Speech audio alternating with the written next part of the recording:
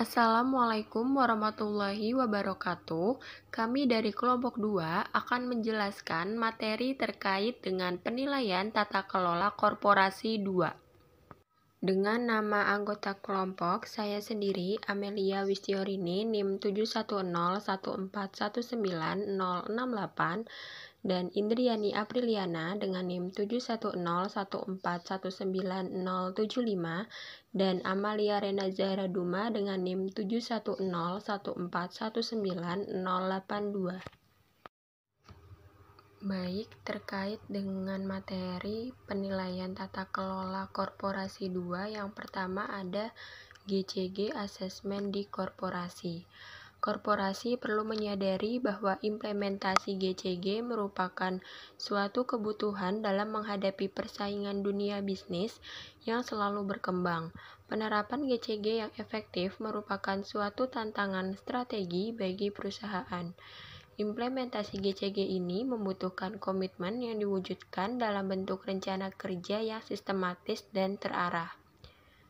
Pelaksanaan asesmen GCG sendiri akan menghasilkan gambaran terkini terkait dengan peta praktik GCG di korporasi pada sepanjang tahun berjalan. Praktik-praktik yang sejalan dengan GCG ditingkatkan pelaksanaannya, sedangkan kelemahan yang terjadi segera diperbaiki sehingga pelaksanaan GCG dapat menjadi landasan operasional perusahaan. Selanjutnya, terdapat tujuan dari asesmen. Yang pertama, menguji dan menilai penerapan GCG di perusahaan dengan memberikan gambaran hasil asesmen melalui pemberian scoring atas penerapan corporate governance. Yang kedua, memonitor konsistensi penerapan GCG di perusahaan berdasarkan masukan atau rekomendasi perbaikan untuk mengurangi kesenjangan antara praktik GCG dengan indikator dan parameter pengujian sehingga bermanfaat untuk penyempurnaan dan pengembangan kebijakan corporate governance di lingkungan perusahaan. Dan yang terakhir, mendorong pengelola perusahaan secara profesional, transparan, dan efisien, serta memberdayakan fungsi dan meningkatkan kemandirian organ perusahaan. Selanjutnya, terdapat dasar penilaian penerapan GCG pada kriteria asesmen Kementerian BUMN. Peraturan Menteri Negara BUMN Nomor PER-01-MBU-2011 tentang penerapan tata kelola perusahaan yang baik atau GCG pada BUMN. Dalam pasal 44 ayat 1, BUMN wajib melakukan pengukuran terhadap penerapan GCG dalam bentuk yang pertama, penilaian atau asesmen, yaitu program untuk mengidentifikasi pelaksanaan GCG di BUMN melalui pengukuran pelaksanaan dan penerapan GCG di BUMN yang dilaksanakan secara berkala setiap 2 tahun. Yang kedua, evaluasi atau review, yaitu program untuk mendeskripsikan tindak lanjut penerapan GCG di BUMN yang dilakukan pada tahun berikutnya setelah penilaian sebagaimana yang telah dijelaskan sebelumnya, yang meliputi evaluasi terhadap hasil penilaian dan tindak lanjut atas rekomendasi perbaikan. Dalam pasal 44 ayat 5, yaitu pelaksanaan evaluasi pada prinsipnya dilakukan sendiri oleh BUMN yang bersangkutan atau self-assessment, yang pelaksanaannya dapat didiskusikan dengan atau meminta bantuan dari asistensi oleh penilaian independen. Selanjutnya terdapat asesmen, di mana kondisi pada struktur dan proses tata kelola yang berjalan saat ini dengan kriteria, ketentuan perundangan, dan praktik tata kelola yang sehat atau indikator dan parameter, yang nantinya akan menghasilkan sebuah tingkat pemenuhan dalam asesmen.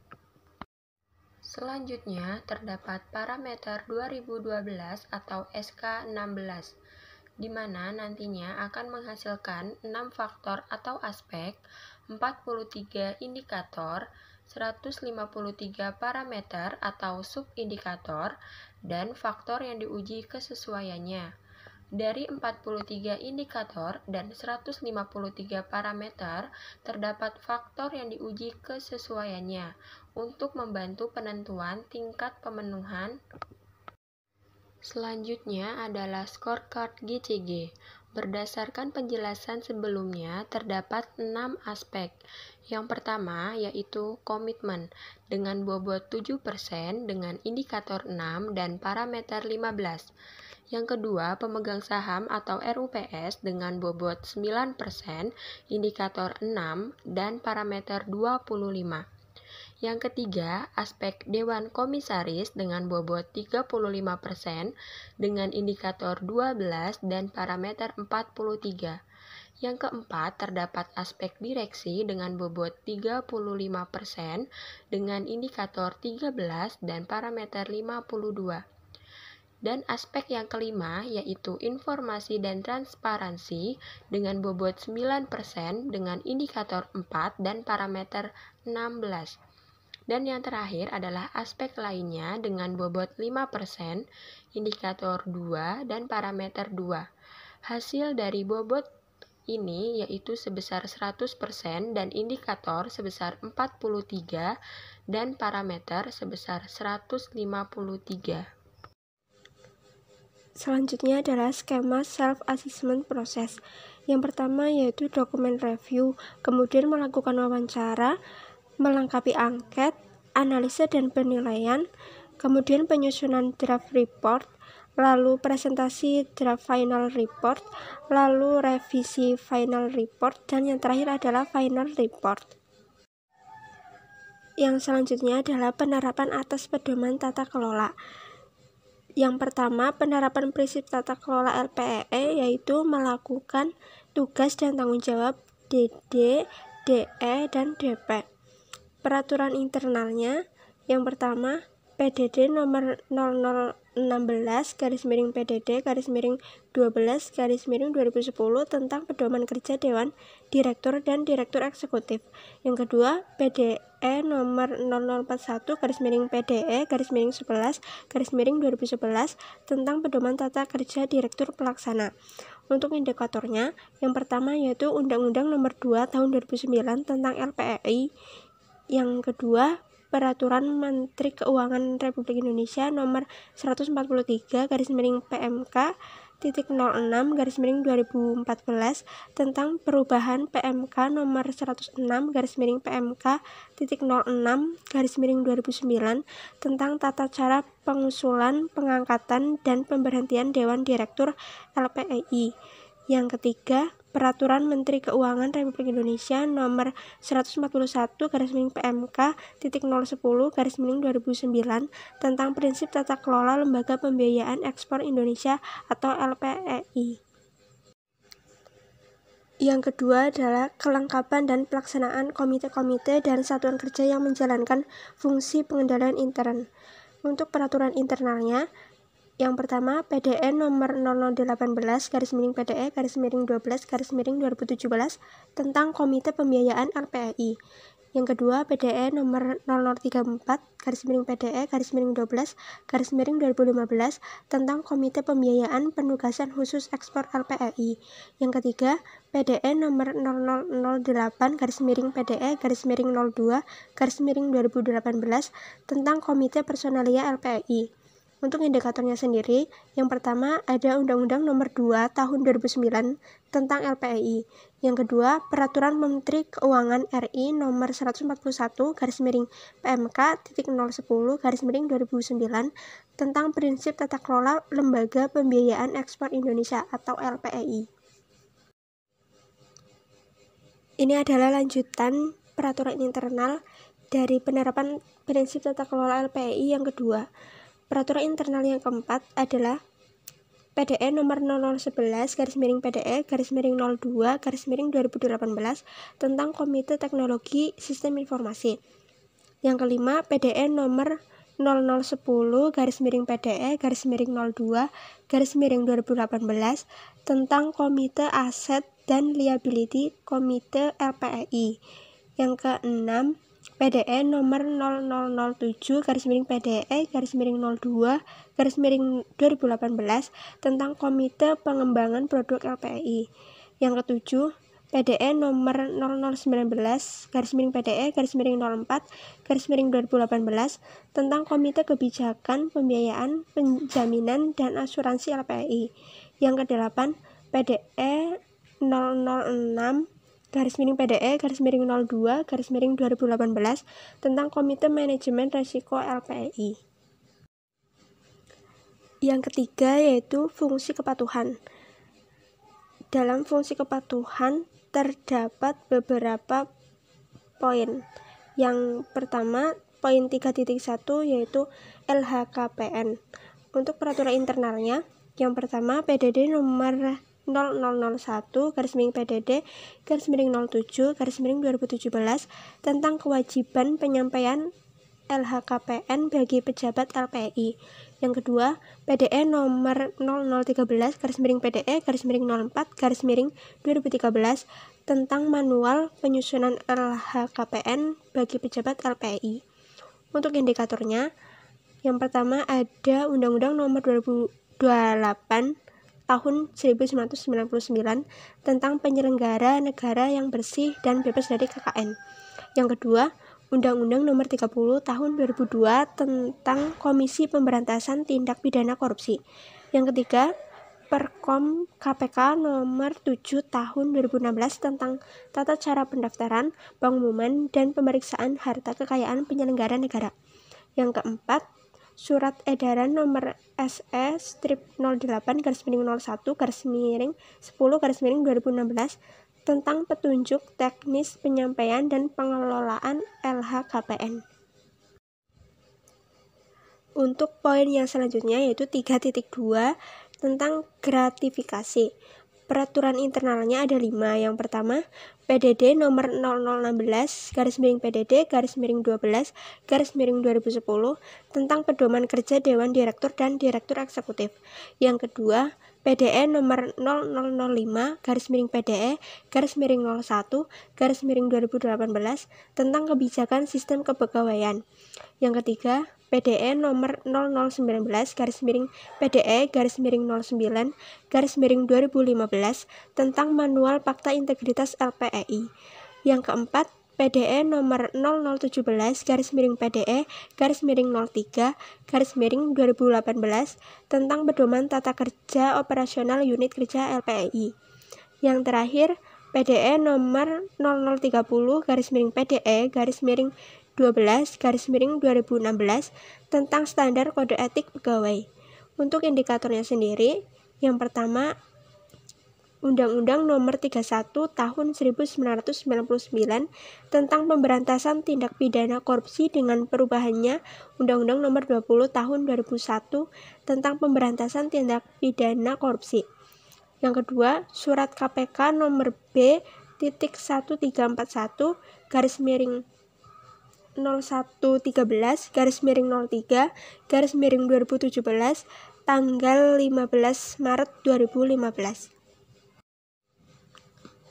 Untuk poin yang ketiga yaitu 3.3 tentang whistleblower. Peraturan internal yang pertama yaitu PDD nomor 006/PDD/07/2018 tentang kebijakan manajemen risiko LPEI. Yang kedua, PDE nomor 0018/PDE/03/2012 tentang manual sistem pelaporan pelanggaran LPEI. Untuk indikatornya ada 2. Yang pertama yaitu Undang-Undang nomor 2 tahun 2009 tentang LPEI. Yang kedua, PMK nomor 141/PMK.010/2009 tentang tata kelola LPEI. Selanjutnya, penerapan prinsip tata kelola LPEI pada poin 3.4 yaitu prinsip mengenal nasabah dalam rangka penerapan program anti pencucian uang dan pencegahan pendanaan terorisme atau APU-PPT. Prinsip ini memiliki 2 macam, yaitu yang pertama internal, know your employee, dan eksternal, nasabah dan rekanan. Kemudian peraturan internal pada prinsip ini yaitu ada PDE tentang kebijakan sistem kepegawaian, PDD tentang kebijakan kepatuhan LPEI, kemudian yang ketiga PDE tentang SOP program penerapan anti pencucian uang dan pencegahan pendanaan terorisme atau APU dan PPT LPEI, kemudian yang keempat PDE tentang manual pengendalian internal penerapan program anti pencucian uang dan pencegahan pendanaan terorisme atau APU dan PPT LPEI. Indikatornya pada prinsip ini yaitu Undang-Undang Nomor 2 Tahun 2009 tentang LPEI, kemudian PMK tentang prinsip mengenal nasabah LPEI dan Peraturan Kepala PPATK yaitu tentang kategori pengguna jasa yang berpotensi melakukan tindak pidana pencucian uang. Lalu berikutnya ada indikator POJK tentang penerapan program anti pencucian uang dan pencegahan pendanaan terorisme di sektor jasa keuangan. Yang kelima, surat edaran OJK tentang pedoman penerapan program anti pencucian uang dan pencegahan pendanaan terorisme di sektor industri keuangan non-bank. Dan yang keenam, ada peraturan Kepala PPATK tentang kategori pengguna jasa yang berpotensi melakukan tindak pidana pencucian uang. Kemudian, penerapan prinsip tata kelola LPEI pada poin 3.5 yaitu laporan transaksi keuangan yang mencurigakan. Peraturan internalnya ada PDD tentang kebijakan kepatuhan LPEI, kemudian yang kedua PDE tentang SOP program penerapan anti pencucian uang dan pencegahan pendanaan terorisme atau APU dan PPT LPEI, kemudian yang ketiga PDE tentang manual pengendalian internal penerapan program anti pencucian uang dan pencegahan pendanaan terorisme atau APU dan PPT LPEI. Kemudian indikatornya ada peraturan Kepala PPATK tanggal 4 September 2012 tentang tata cara penyampaian laporan transaksi keuangan mencurigakan dan laporan transaksi keuangan tunai bagi penyedia jasa keuangan. Kemudian yang kedua, peraturan Kepala PPATK tanggal 26 Juni 2013 tentang cara penyampaian laporan transaksi keuangan transfer dana dari dan ke luar negeri bagi penyedia jasa keuangan. Kemudian yang ketiga, POJK tentang penerapan program anti pencucian uang dan pencegahan pendanaan terorisme di sektor jasa keuangan. Selanjutnya pada poin 3.6 yaitu ada kepatuhan pemenuhan pelaporan kepada eksternal termasuk kepada regulator, dan pada poin 3.7 yaitu kepatuhan penyelesaian advance pegawai. Peraturan internalnya ada PDE tentang kewajiban pelaporan kepada pihak eksternal, kemudian peraturan Direktur Eksekutif tentang limit kewenangan persetujuan penggunaan anggaran LPEI, kemudian indikatornya ada peraturan Menteri Keuangan tentang prinsip tata kelola lembaga pembiayaan ekspor Indonesia atau LPEI, kemudian yang kedua ada PMK tentang pembinaan dan pengawasan. Kemudian penerapan prinsip tata kelola LPEI yang keempat yaitu audit internal. Peraturan internalnya yaitu PDE tentang manual pengendalian internal verifikasi audit pembiayaan bermasalah LPEI, dan yang kedua PDE pedoman menanggapi laporan hasil audit divisi internal audit LPEI. Kemudian indikatornya ada Undang-Undang Nomor 2 Tahun 2009 tentang LPEI, kemudian yang kedua Peraturan Menteri Keuangan RI tentang prinsip tata kelola lembaga pembiayaan ekspor Indonesia atau LPEI, dan yang ketiga ada PMK tentang pembinaan dan pengawasan. Kemudian prinsip tata kelola LPEI yang kelima yaitu penerapan manajemen risiko termasuk sistem pengendalian internal. Peraturan internalnya yaitu Peraturan Direktur Eksekutif tentang Komite Manajemen Risiko LPEI. Kemudian indikatornya ada Peraturan Menteri Keuangan RI tentang prinsip tata kelola lembaga pembiayaan ekspor Indonesia atau LPEI, kemudian PMK tentang pembinaan dan pengawasan. Kemudian yang pada prinsip tata kelola LPEI yang keenam yaitu pengadaan barang dan jasa. Peraturan internalnya yaitu ada PDE tentang manual operasional pengadaan barang atau jasa LPEI, dan yang kedua PDE tentang SOP pengadaan barang atau jasa LPEI. Indikatornya yaitu Peraturan Menteri Keuangan RI tentang prinsip tata kelola lembaga pembiayaan ekspor Indonesia atau LPEI. Penerapan prinsip tata kelola LPEI yang ketujuh yaitu transparansi kondisi keuangan dan non-keuangan. Peraturan internalnya yaitu PDD tentang kebijakan akuntansi LPEI, dan yang kedua ada PDE tentang manual pelaporan keuangan LPEI. Indikatornya yaitu POJK tentang tanggung jawab direksi atas laporan keuangan. Sekian dari kelompok kami. Mohon maaf jika masih ada kekurangan maupun kesalahan. Wassalamualaikum warahmatullahi wabarakatuh.